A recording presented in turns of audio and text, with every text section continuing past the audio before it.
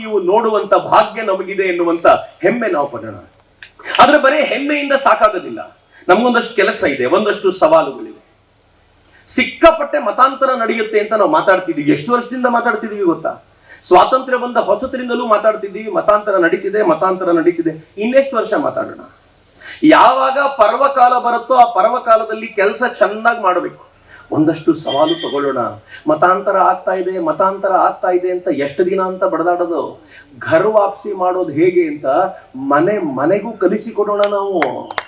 ನಾವು ಮತಾಂತರ ಆಗೋರ್ ಕತೆ ಬಿಡಿ. ಯಾರ್ಯಾರು ಮತಾಂತರ ಆಗಿದ್ದಾರೋ, ಇವನ್ ಮತಾಂತರ ಆಗಿದ್ದಾನೆ ಅಂತ ಶರಣ್ಗೆ ಫೋನ್ ಮಾಡಿ ಹೇಳೋದೇನು? ಶರಣಿಗೆ ಫೋನ್ ಮಾಡಿ ಹೇಳ್ಬೇಡಿ, ನನಗ್ ಫೋನ್ ಮಾಡಬೇಡಿ, ಇಲ್ಲಿರೋ ವಿಶ್ವ ಹಿಂದೂ ಪರಿಷತ್ನ ಲೀಡರಿಗೆ ಫೋನ್ ಮಾಡಬೇಡಿ.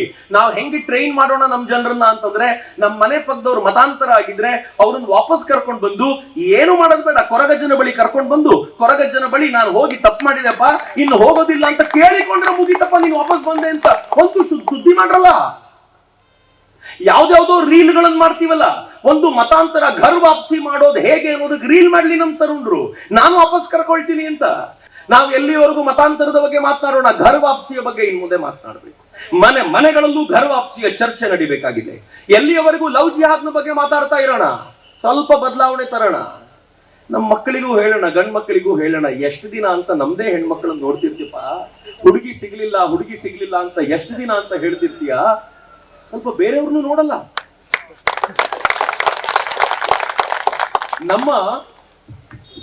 ನಮ್ಮ ಸಮಾಜದಲ್ಲಿ, ಇಲ್ಲಿ ಮಾನಿಟರ್ ಇಲ್ಲ ಹೇಳಿ, ನಮ್ಮ ಸಮಾಜದಲ್ಲಿ ನಾವು ನಮ್ಮ ಸಮಾಜದ ಗಂಡು ಮಕ್ಕಳಿಗೆ ಹೆಣ್ಣು ಸಿಗಲಿಲ್ಲ ಅಂತ ಆಲೋಚನೆ ಮಾಡ್ತಾ ಇರುವಾಗ, ಪಕ್ಕದ ಸಮಾಜದಲ್ಲೂ ಸಮಸ್ಯೆಗಳಿದೆಯಲ್ಲ, ಧೈರ್ಯ ತುಂಬ್ರಲ್ಲ. ಮಿತ್ರ, ಈ ಸವಾಲುಗಳನ್ನ ನಾವು ಎದುರಿಸಬೇಕು ಅಂತಂದ್ರೆ ಅಗ್ರೆಸಿವ್ ಮಾರ್ಗದಲ್ಲಿ ಹೋಗಬೇಕೇ ಹೊರತು ಇನ್ನು ನಾವು ಡಿಫೆನ್ಸ್ ಅಲ್ಲಿ ಆಡಿದ್ರೆ ಆಗೋದಿಲ್ಲ ರೀ.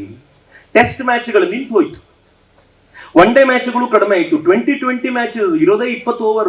20 ಓವರಲ್ಲಿ ಬಡಿಬೇಕು ಅಷ್ಟೇ. ನಂಗೆ 50 ಓವರ್ ಇದೆ, ಇಡೀ ಟೆಸ್ಟ್ ಮ್ಯಾಚ್ 5 ದಿನ ಆಡ್ತೀನಿ ಅಂತ ಹೇಳಲಿಕ್ಕೆ ಪುರುಸೊತ್ತಿಲ್ಲ. ಈಗ 20 ಓವರ್ಗಳಲ್ಲಿ ನಮ್ಮ ಸಾಧನೆ ಏನು ಅಂತ ತೋರಿಸ್ಬೇಕು ಅಂತಂದ್ರೆ ಈ ನಾಡಿನ ಪ್ರತಿಯೊಬ್ಬ ತರುಣನೂ ಕೂಡ ತಾನು ಸಂಕಲ್ಪಬದ್ಧನಾಗಿ ಸಿದ್ಧನಾಗಬೇಕು. ಅಂತ ಸಂಕಲ್ಪಬದ್ಧನಾಗ್ಲಿಕ್ಕೆ ಅಂತಾನೆ ಇವತ್ತು ಪಾದಯಾತ್ರೆ ಮಾಡಿರೋದು. ಆ ಪಾದಯಾತ್ರೆಯ ಆ ಸಾಮರ್ಥ್ಯವನ್ನೇನು ಗಳಿಸ್ಕೊಂಡಿದ್ದೀವಲ್ಲ, ಅದನ್ನು ಪರಿಪೂರ್ಣವಾಗಿ ಸಮರ್ಪಿಸ್ಲಿಕ್ಕೆ ಸಿದ್ಧರಾಗೋಣ. ಜಾಗತಿಕ ಮಟ್ಟದಲ್ಲಿ ದೊಡ್ಡ ಬದಲಾವಣೆ ಬರ್ತಿದೆ.